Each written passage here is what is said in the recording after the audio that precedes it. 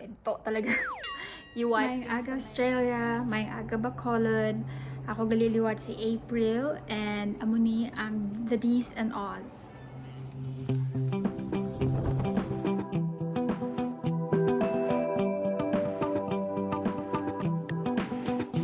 And so sobrang matagal din akong nawala para dun sa mga nanonood ng aking videos. Siguro mga 4 months din akong hindi nakapag-upload. Kasi ang daming nangyari sa aking family nitong year na to, and parang hindi ako inspired to make content. But lately yung husband ko is somehow ini-encourage din ako ulit na mag-upload ng videos, especially dun sa mga ginagawa ko salads for dinner namin. But for now, ang una kong gagawin na video sa aking pagbabalik ay ang pagre-review ng aming nabiling washing machine. Parang timely din siya kasi at least siguro mga August, September, October, mga 2 to 3 months ko na rin siyang ginagamit, and masasabi na natin na medyo valid na yung aking pagre-review. So, let's go! Ayan. So, dito tayo sa aming main toilet and bath. Dalawa kasi yung toilet and bath ng aming unit. Isa dito na malapit sa aming living room / kitchen, dining, and isang ensuite. And so, ito na ang aming nabili. Taran! Sorry, medyo magulo ang aming setup. Diyan ko nilalagay pala yung aming mga rugs na gamit na. And kasi hindi ko gusto na labhan siya dito sa machine kung saan nilalabhan namin yung aming mga sinusuot. Kasi nga 'di ba? Madumi siya. So, well, here it is. Ito ay Electrolux Ultimate Care 800. And isa siyang inverter 9 kilograms. So, niload ko na ang aming mga labahin. And ito pala siya. So, dito ilalagay ang ating detergent. Ayan. Pwede natin siyang i-turn on. Okay. And this is what I use. Sometimes I use this as well. Depends. But what's important is kailangan piliin ninyo ang front and top loader na type ng detergent.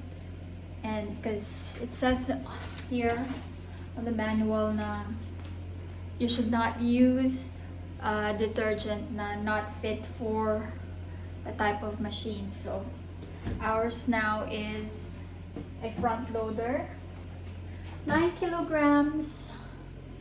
It says 9 kilograms, but it actually depends sa type ng setting na gagamitin mo, because it has different settings. So now, inilagay ko siya sa favorite, which is just like daily 60, but I set it to 30 for the temperature, and the maximum for this, for the daily 60, is just 5.5 kilograms.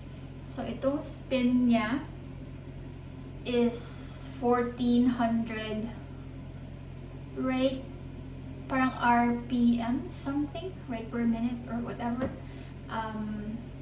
I sometimes use quick 15, which is 15 minutes wash, and you can still set the temperature, same spin, but I think it's lesser for the maximum kilograms. What I only use sa mga settings dito is 60 and 15. It also has tub clean. If you want an additional spin, kung medyo hindi ka satisfied sa pagdadry niya, then you can add an additional spin, which is 10 minutes of additional time sa pagsispin. rinse and spin if that's all you need. And then sports is 1 hour and 31 minutes. It can only take 4 kilograms of load, and you can still set the temperature, I think. Yeah, still set the temperature, but I think until 40 degrees lang siya. So yan ang quick 15. I think you can still change. You cannot. So it's only 30 degrees and 800 the spin. Pwede mong iset siya. But I think the highest is 800. So yan, 1.5 kilograms. Yan yung original temperature niya, but you can adjust it. So I've tried 40, but parang nagka-crispy yung damit. So sobrang dry siya. So I just set it to 30 degrees. For wool, you have 40 standard niya, and 1 hour and 6 minutes, so 1200, 2 kilograms. Delicates, I think temperature wise you can also set it. It's 1 hour and 13, but I think that's the advised temperature kasi nga if you're going to wash delicates, so hindi siya dapat mainit. So that's my setting.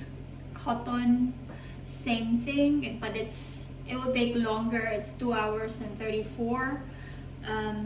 This is the thing. I think sa cottons lang siya nag-a-allow ng 9 kilograms, which is, ito nga yung sinasabi niya. The drum is big, but yeah, standard is 5.5 kilograms. Mixed, you can use this as well. You can set the temperature, you can change the spin, but I think that's the standard. Bedding, I tried to use beddings. I can set it as well, but if you change the temperature, nag-change din yung time. So spin, I think the highest is 800, and it can only carry 3 kilograms. Ito yung hindi ko maintindihan. And even dun sa mga pinapanood kong mga reviews, which is, this is energy saver, but it says 4 hours, and it can, so cottons and energy saver can carry 9 kilograms of load. Baby care, 2 hours siya. I think you can change. No, you cannot change. For energy saver, no, you cannot change as well. Vapor fresh, ito yung isang selling point nung unang pinagkuhanan namin ng machine na to. Selling point niya is because of COVID, you can add an additional setting after you wash it just to vaporize it. Parang steam wash siya. So parang dun sold na kami. And then you have tub clean. Tub clean, you can change it. Oh no, so sorry. Yeah, so that's vapor fresh. Tub clean is when you are going to wash the machine, clean the machine. So according sa manual, you have to do it like once a month, but I decided to do it like once in 2 months. Kasi since I don't use or I don't wash our rugs dito, it's only our clothes and yung socks ni husband. So it's alright for me to clean the machine once in 2 months. And this is where you can clean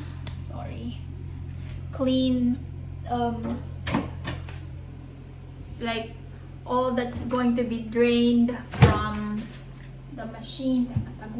Tago ko yung mga okay. Hindi dapat makita.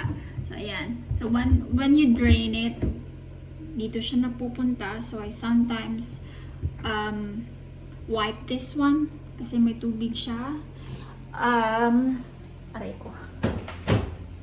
And like coins and pins or whatever, lints, I think dito siya naiipon, so you have to also clean this. It says it's a pump filter, so it says monthly.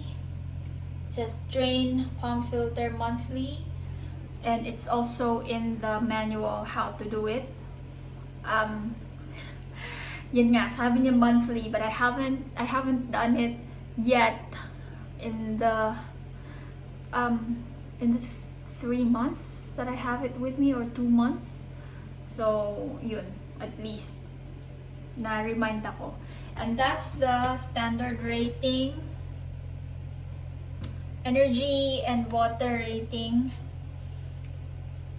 So you see, it's very, and it's efficient. It's very efficient kasi nga it uses less water, and kasi with our previous machine, it's top load, so it will need a whole lot of water to wash your clothes. So with this detergent, it has instructions like there,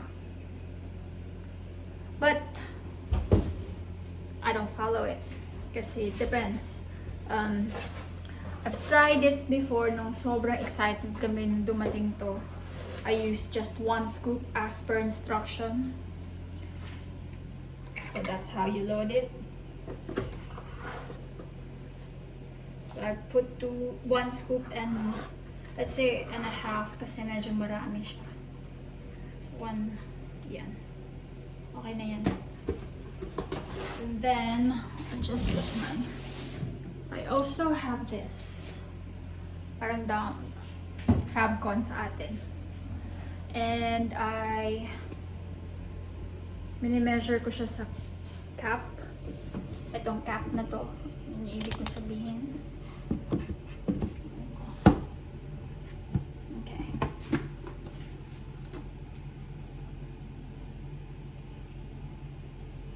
Not really a lot. So parang mga ganyan lang.